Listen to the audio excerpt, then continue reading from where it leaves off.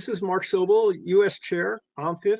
Today, I have the great pleasure of being joined by Fabio Nattalucci, Deputy Director of the IMF's Monetary and Capital Markets Department, who has the task and the responsibility for preparing and overseeing the IMF's excellent Global Financial Stability Report. Prior to joining the IMF, Fabio was a Senior Associate Director in the Division of Monetary Affairs at the Federal Reserve Board, and also Deputy Assistant Secretary for International Financial Stability and Regulation at the U.S. Department of Treasury. Fabio is going to open up with a presentation on the GFSR, followed by some questions with me. That part is going to be recorded. We'll then move to audience questions, which will be off the record, and you can submit via the Q&A function. Welcome, Fabio. Delight to see you again. The floor is yours. Thanks, Mark, and thanks for the invitation. Always a pleasure to be here. So I put together a few slides to go over the main themes of the Global Financial Stability Report. We had 3 chapters that were released for the spring meetings, 2 thematic, more analytical chapter a week earlier, and then the traditional flagship chapter 1 during the spring meeting. So let me start with maybe the main themes, right? So one has to do, and this perhaps it's a more recent event, but has to do with the movement, the increase in long-term U.S. interest rate. You have seen that the pace of the increase in long-term interest rate, in fact, could test the resilience of the financial system, leading possibly to a repricing of risk, a tightening of financial conditions. So we have a discussion of the risks surrounding that increase. And of course, there are good reasons for rates to move higher, which is an improvement in the outlook, healthier economy, might actually be healthy and welcome also to address some of the financial stability and rising vulnerabilities. But if the pace of the increase is too rapid and persistent, that could create some issues in terms of risk for the financial system. And in fact, we had a blog that came out about an hour and a half ago with Tobias Adrian and a couple of colleagues trying to dissect and decompose the increase in long-term interest rate and the policy implication for that. The second theme is one of the asynchronous recovery and the risks surrounding that. We baseline already embed a divergent recovery between advanced economies and emerging markets. That's already part of the baseline. There are risks around that if the advanced economies, take the Fed, for example, should they get closer to the timing of the normalizing monetary policy and rates are moving higher in advanced economies, that could put some pressure on financial condition in emerging markets, and a tightening of financial conditions could be problematic for some of the emerging markets facing large external financing. So that's a risk around the baseline, essentially. And then the other one is the risk of unintended consequences from the unprecedented policy support. Of course, policy support has been crucial, and when I say policy support here, it's in a broad sense, right? Includes monetary policy, fiscal policy, and financial policies. They have been crucial to help the economy get out of the huge hole that was caused by COVID.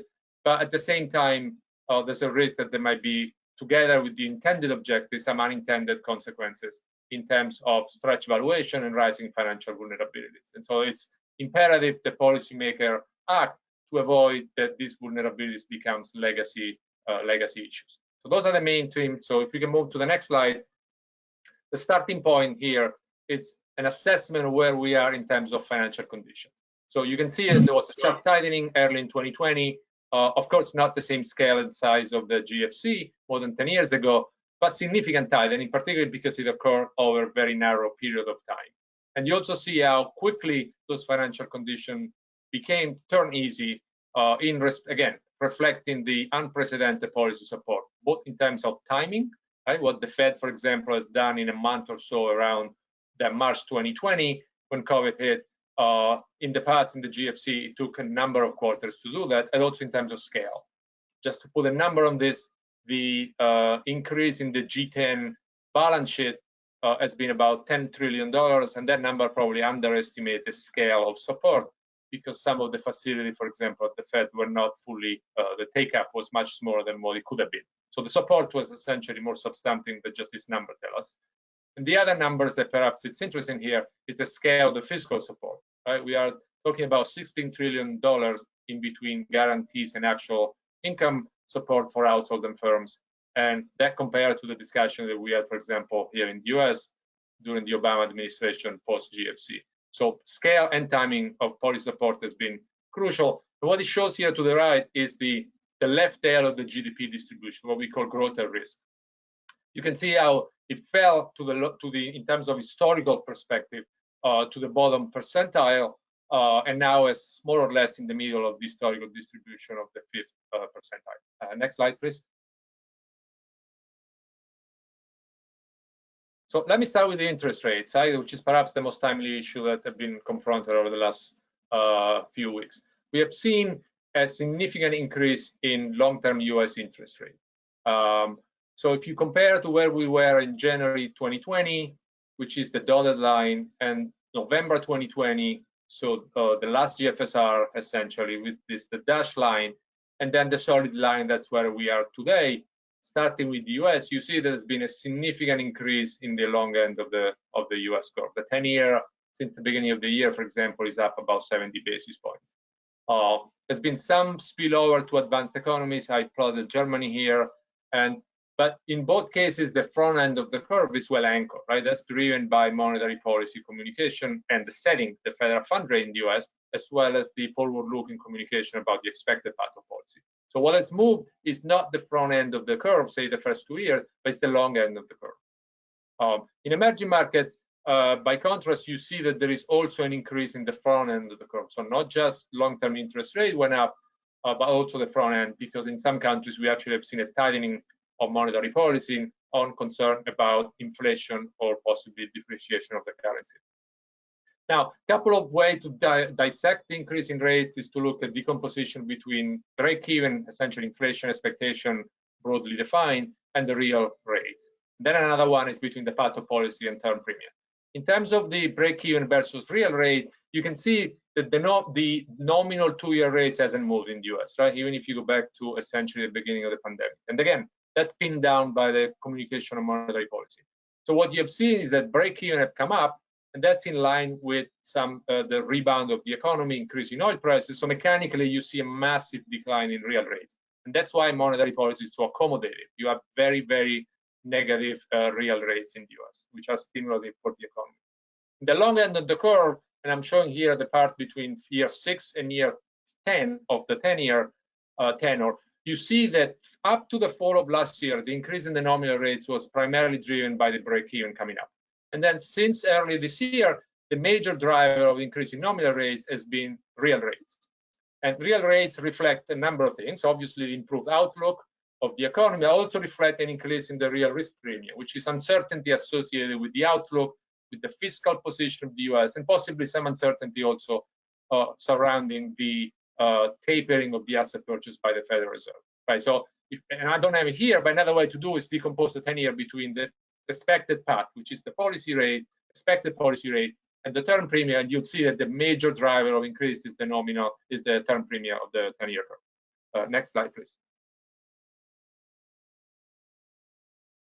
Now, one of the concerns for this, and I'll come back to this at the end of the presentation, is like whether this is going to generate what we call taper tantrum from 2013, when discussion of tapering or reducing the pace of asset purchase by the Fed back then resulted in an increase of long-term interest rate. So what we see here is that taper tantrum period in black to the left compared to where we are today, the red line. So you can see that on the nominal 10 years, the increase in rates in terms of delta, it's more or less similar to what we perceived at this stage in terms of number of days since the beginning. The big difference is that the real rate has remained much lower now than back there during the taper tantrum. A reflection of this is that we have seen an increase in interest rate volatility despite the decline in recent couple of weeks, perhaps, or so, while very little impact on equity volatility. And in fact, equity markets have continued to increase. You have the S&P 500 up north than 10%. You have European equities up north more than 10%. Also emerging markets, despite some adverse impact and spillover, still up about 5%. Next slide, please. As I said, we have seen some pressure on equity prices. I'm showing here there's a bunch of indices, the S&P 500, the blue line, the Russell 2000, the Nasdaq, as well as emerging markets. Like, so you see perhaps the major impact has been on the Russell 2000, and it's been some rethinking what we call the reflection trade, so away from technology stocks and towards stocks that have been more affected by the pandemic, typically smaller firms of sectors that have been more affected. Another way to look at this is to look at the decomposition of the cumulative returns of the S&P 500, right, since the beginning of the last year. And think about two parts of this. One, what helped boost equity prices back through last year. So you see the decline in equity prices, the return, which is a solid line. Then you see a positive contribution by the green bar, which is essentially the rates came down, right? So lower rates, lower discount rate. You see negative contribution by the equity risk premium widened, and also negative contribution from earnings, like earnings outlook took a hit. Then you see the rebound in equity prices, where despite some recent increase in interest rate, which is the green bar on the negative side, you see positive contribution still from declining equity risk premium, but particularly from an improving the outlook, which is the blue bar. Next slide. Now, how much of this has spilled over to emerging markets? What we show here to the left is US yield, the black line. As we said, they're up about 70 basis points January to year to date. A big driver has been the US 10 premium, that's the gray line, and that has co-moved in some sense with emerging market yields, right? So the red line is the global nominal emerging market yield, and you can see that there is a correlation between the US term premium, the gray line, and the emerging market term premium. So we have done some work in the GFSR, has shown that on average for the emerging market as an asset class, for every 100 basis points increase in US rates, you find again on average about 60 basis point increase in emerging market term premium. If you then consider other possible factors like concern about inflation, for example, then you get almost a 1-to-1 increase, right? So the combination of higher US term premium and possibly concern about inflation implies that 100 basis points increase in the US are matched by, again, on average, 100 basis points increase in emerging markets yield. Now, so far, the impact has been primarily on nominal yield. If we look at spreads, whether we look at sovereign credit spreads, the charts in the middle, or we look at hard currency corporate spreads, you see that there's been a decline since the high in March, April of last year, and that decline has continued. So very little impact or modest impact so far on credit spreads in emerging markets across the ratings and frontier economies as well. Next slide. Now, again, one comparison here has been with portfolio flows. Like, is the increase in US rate, will that generate another taper tantrum, which in the emerging markets world implied large outflows from the asset class. And so you can see to the left that there are some initial similarities, but now we see very different behavior in some sense, right? So there's been some volatility, some pressure on emerging market flows, both hard currency and local currency flows, but in the end, the behavior of the red line is very different than what we saw during the taper tantrum. We have models that we use internally, what we call capital flow at risk. So how at risk are capital flows? Think about the left tail of the capital flow distribution. And we try to differentiate between their domestic factor and their external factor, right? So the external factor traditionally are US rates. Those are negative, higher US rates for emerging market flows, the value of the dollar, the stronger value of the dollar, as well as global risk appetite. And then there are domestic factors. So what is shown here in the middle is that if you differentiate country between worse and better fundamentals, of course, the probability of outflows for countries with better fundamental, it's notably smaller than country with worse fundamental, as you would expect. Which is another way to saying, which is an important point, that at least so far, investors continue to differentiate across emerging markets. They're not treating the asset class as a whole, but differentiate from country to country based on the fundamental. Another factor that it's important to consider is some sort of signs of resurgence of what we call the bank sovereign nexus, right? So when portfolio flows dried up back last year, early last year, domestic banks, which is the red bar on the chart to the right, became the largest buyer of domestic bond issuance. And on average, they bought about 60% of new issuance of sovereign debt. So that link between holdings by the banking sector of sovereign debt and new issuance, particularly considering how large financing needs, fiscal financing needs are, that's something important that we want to keep monitoring going forward. Next slide. A couple of words on the issue of unintended consequences.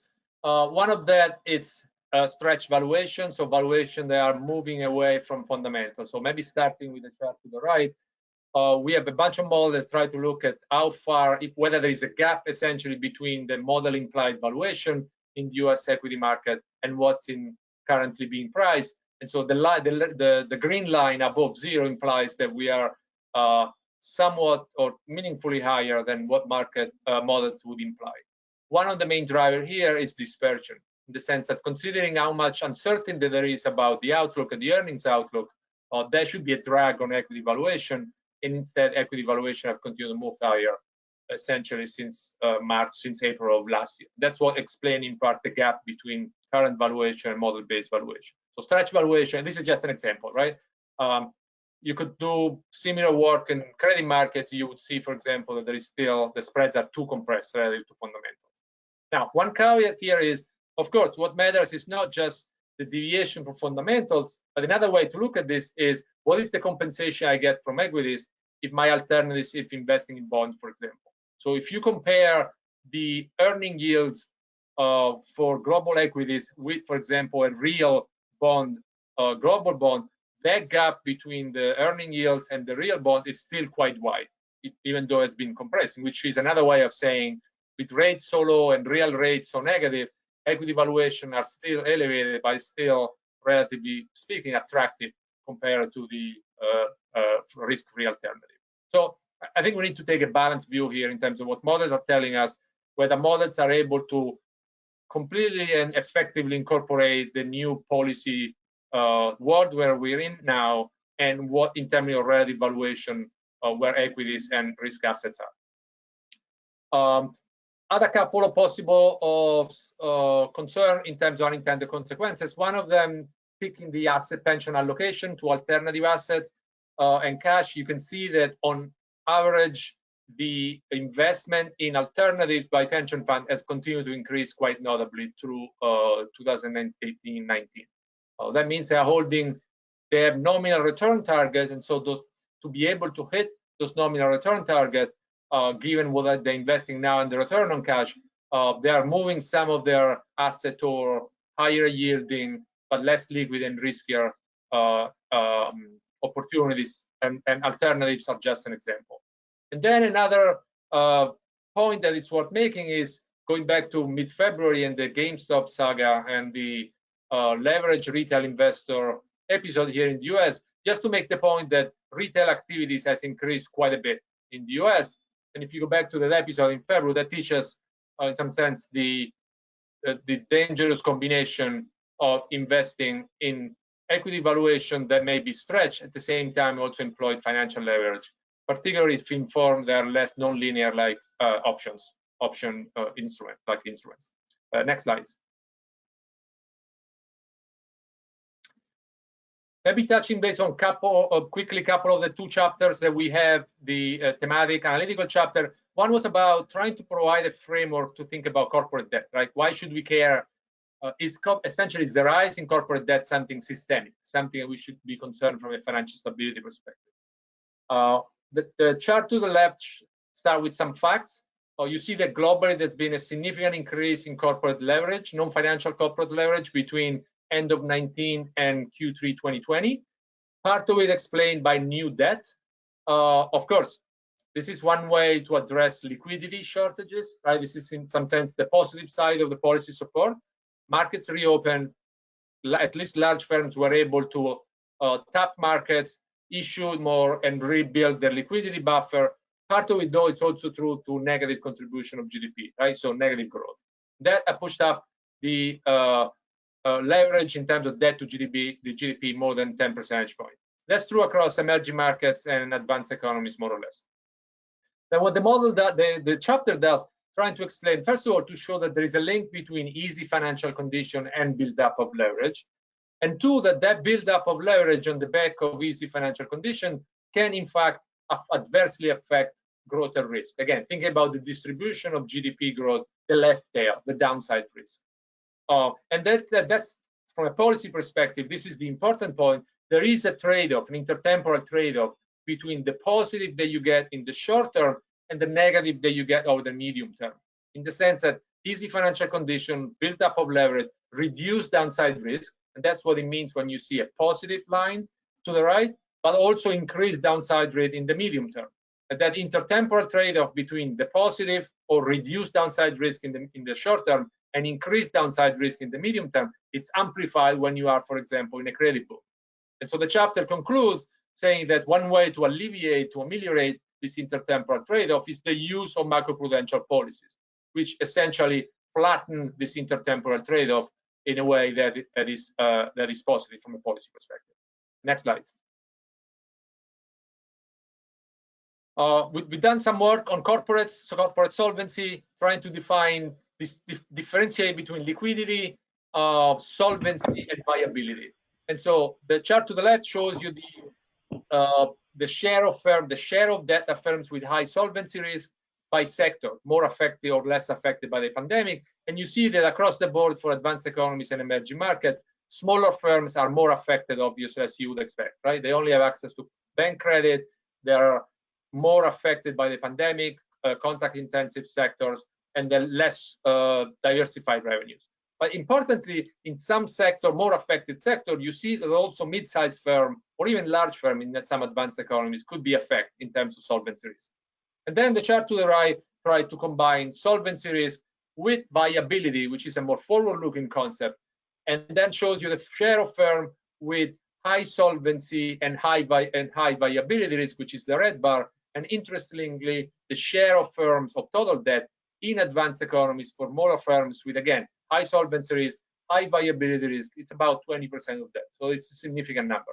That's an important policy implication now to think about continued policy support, particularly for the SME sector. Next slide. I only have a few more slides. Another chapter was commercial real estate. This is a sector that is particularly interesting to me for two reasons. One is because it's been hit very hard by COVID.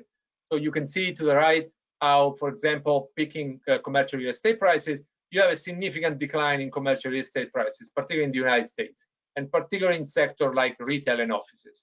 But also because this is a sector where I think the question of how much of the impact of COVID is conjunctural, how much of the impact of COVID is structural, it's a sector where actually it's an important issue. And it's also a sector that has financial stability implication.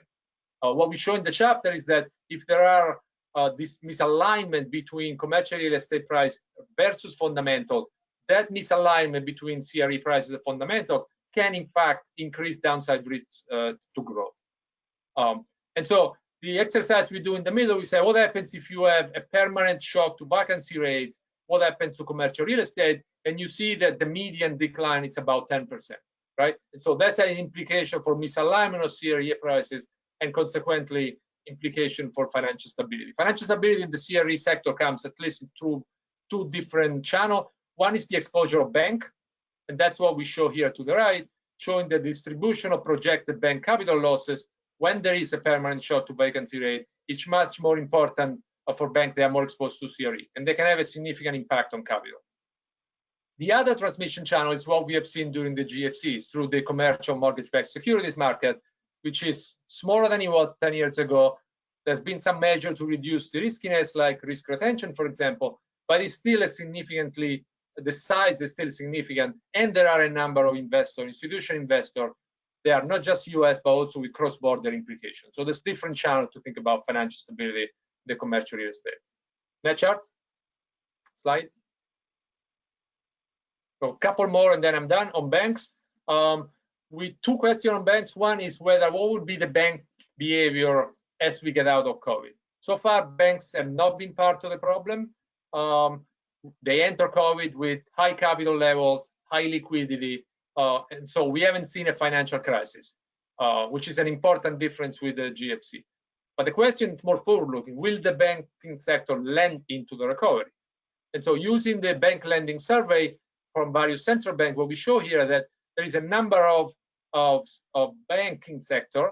They are expected to tighten lending standard going forward, possibly when the fiscal support is reduced or removed, that would be essentially become a constraint, particularly in those sectors that would see during the recovery an acceleration of demand for credit, right? And again, SMEs could be a good example of a sector that could be affected. And then we did some work, trying to think about what would be the impact on bank capital once lending policy support is removed, right? And there's two channels here. One is the moratoria, and that would be a more immediate impact. We know that this moratoria account for about, particularly in some countries, in Europe, for example, about 3% of total loans, but as high as 10% in some countries. So we calculate that with the removal of this moratoria, those has an impact in terms of probability of default and those loan loss reserves. That could account for about 20 basis points on average across different jurisdictions, but as high as 100 basis points in terms of capital for some countries. And similarly, the removal of guarantees account for about 2% of total loans, would have on average an impact of about 20 basis points, again, on average in terms of capital ratio, but as high as 100 for some countries. And so the problem here is that for those countries that will have a higher impact in terms of capital, some of these countries you can see are also those countries that have lower capital buffer. So if you move essentially to the lower left of this chart to the right, some of those countries are expected to have higher impact from the removal and also have lower capital buffer. And that's where we're going to spend more time in the future, probably, to follow these dynamics. And then finally, the last chart, we did quite a bit of work in trying to understand the economics of capital buffer usability, like why capital buffers were not used as much as perhaps could have been the expectation going into the crisis. And we found that there are three main drivers of capital buffer usability. If you can change the slide, please. One has to do how much buffer banks have. One has to do over the minimum. One has to do with regulatory expectation in terms of how long it would take to rebuild capital. What is the ratio on NPLs that will come out if they use buffer? And then the third element has to do with what's the alternative, right?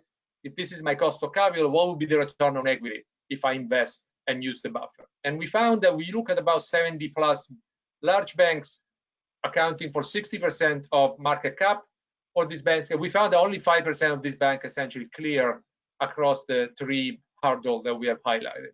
For some banks, very efficient banks, they could have return on equity that would be higher than the cost of equity, but they have very efficient profitable banking sector. They run very thin buffers, so there's not much to cut.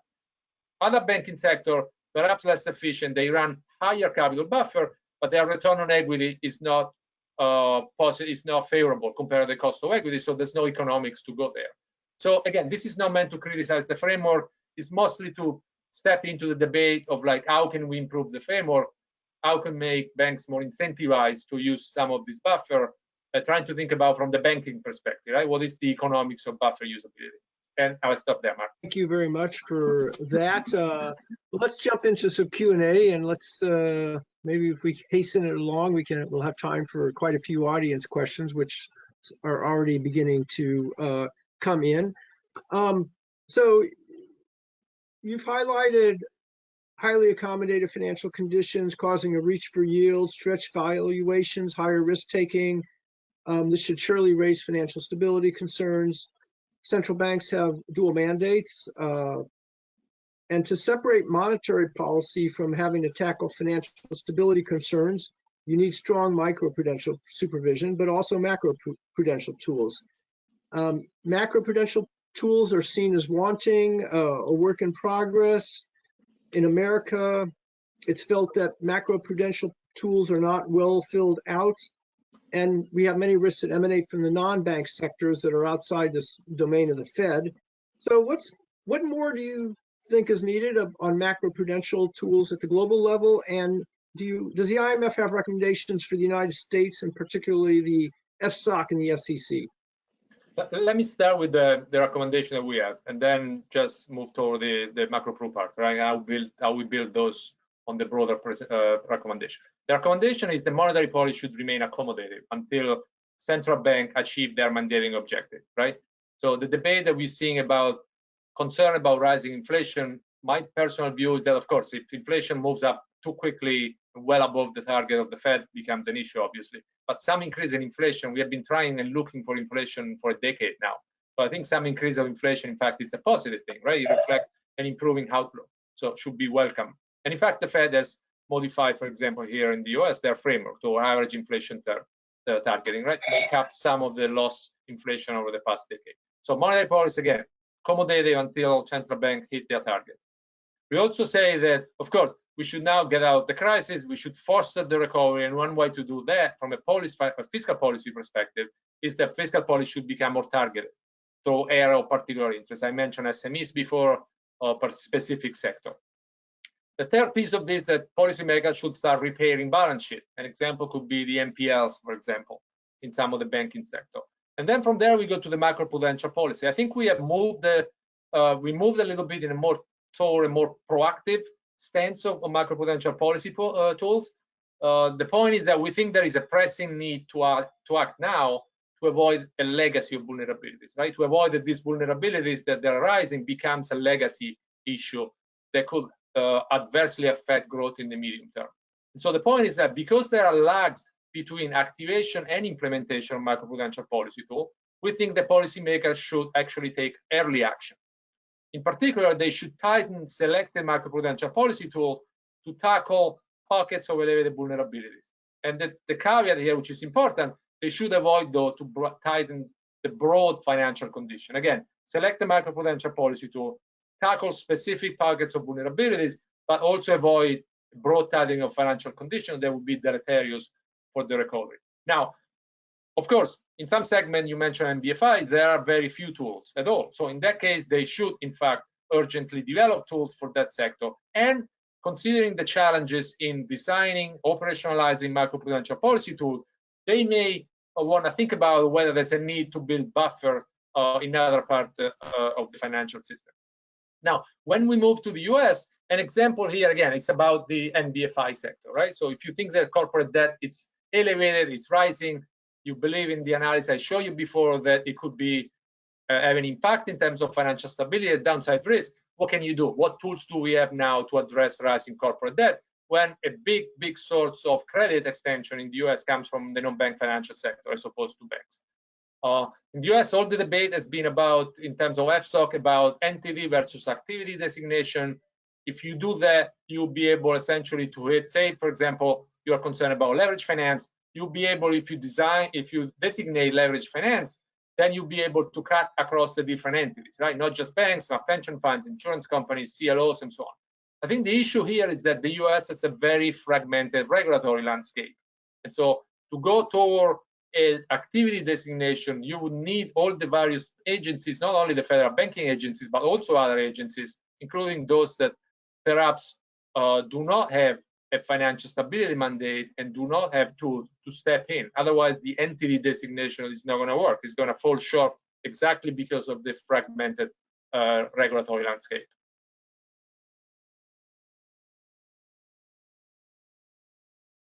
Well, great. Question on Archegos, GameStop, the volatility we've seen in Bitcoin and the like. I assume you would see this as partly an outgrowth of the highly accommodative financial conditions that we've discussed. Are there lessons for regulators? And I think I'm already seeing a question about whether Archegos and I guess this general phenomena has implications for the risk posed by levered carry trades that in emerging markets. So let me step back for a second, right? There's a number of these signs that you can think of like signs of mature late financial cycle, right?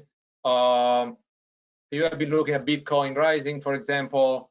Of course, there are opportunities related to new technology in terms of financial inclusion, in terms of giving access to the financial system, in terms of efficiency of payment system. But there's also probably a speculative aspect associated with this, considering where valuations are.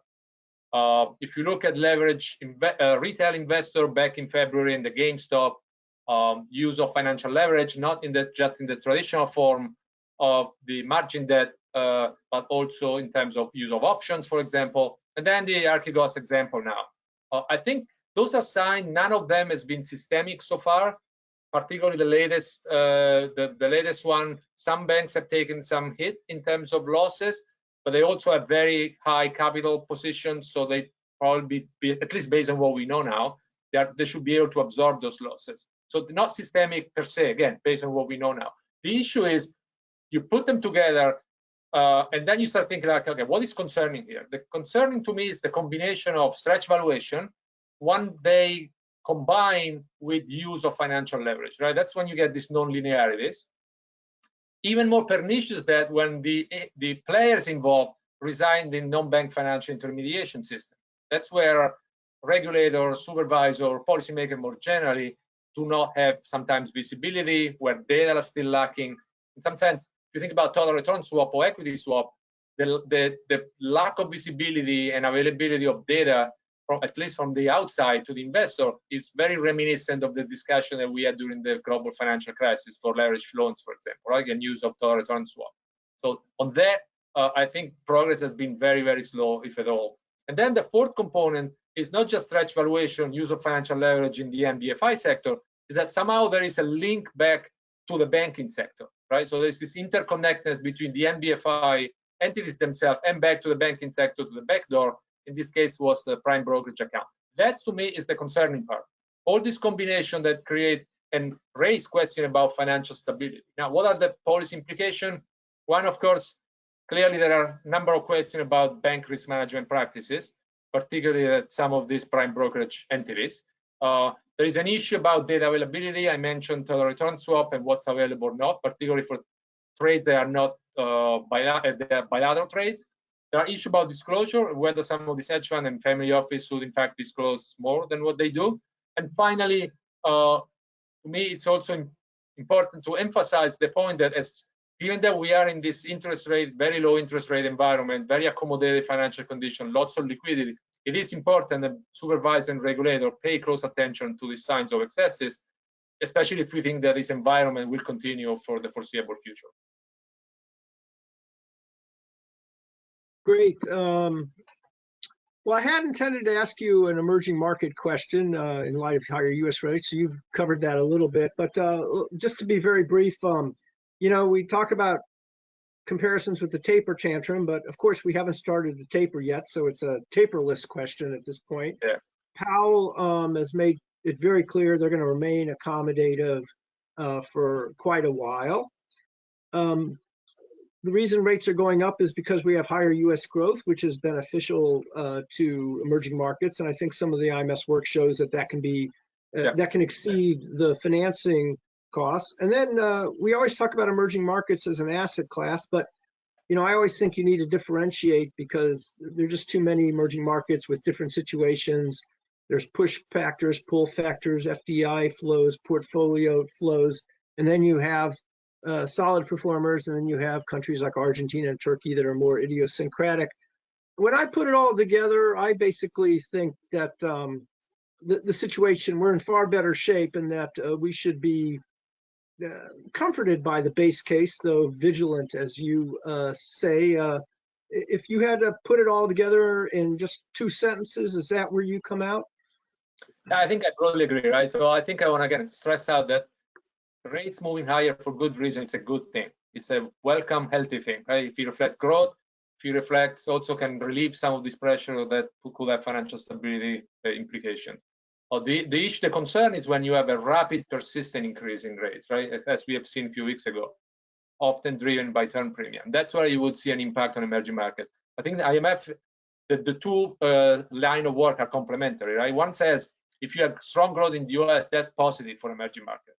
Then the other one that we've done from a financial stability perspective says you got to be careful if increasing rates is driven by term premium and it's rapid and persistent. There are different. Then second point is there are differences with the taper tantrum, even from an emerging market standpoint, right? So yes, now there are fiscal positions that they are larger. There are also very significant external financing needs, but the fundamentals of the majority or the number of emerging markets is also positive, right? Current account deficit is smaller than they were.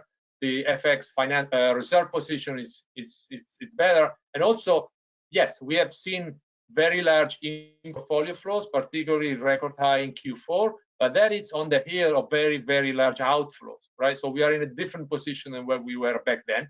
Then maybe if you allow me a third point is that I think that the Fed went already to a taper tantrum. And so in terms of communication, I'm hopeful and convinced that they will incorporate the lessons learned back in 2013 in the way they plan to communicate once they get closer to the normalization process. And Chair Powell has been very clear on that.